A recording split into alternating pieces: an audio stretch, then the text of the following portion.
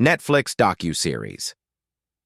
Drive to Survive has finished filming its 7th season, but when can we expect its release?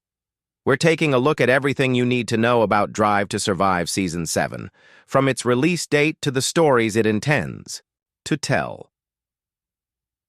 Netflix's Formula One, Drive to Survive is a recurring documentary series that centers on the world of F1 racing.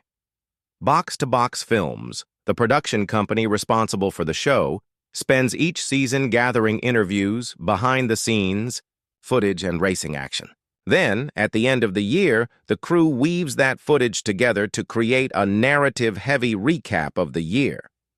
Each season is comprised of 10 episodes, with each episode generally focusing on one team or one overarching storyline. While many die-hard Formula One fans have complex feelings about Drive to Survive, the Netflix docu-series has been critical in expanding the sport's reach, particularly with younger female audiences, and in America. The first 2 seasons of DTS were available on Netflix when the COVID-19 pandemic ground the world to a halt in March of 2020.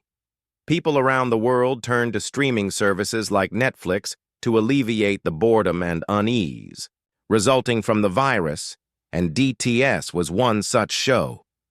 People who may not have otherwise given Formula One a second thought found themselves drawn into the tense, high-speed world of open-wheel racing.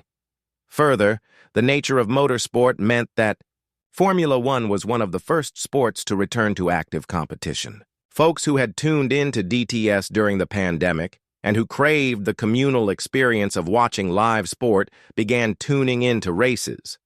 Because DTS focuses more on interpersonal relationships and team drama than it does on the nuance of, say, aerodynamics, the show made Formula One accessible to newer audiences that may have otherwise never given the sport a second thought.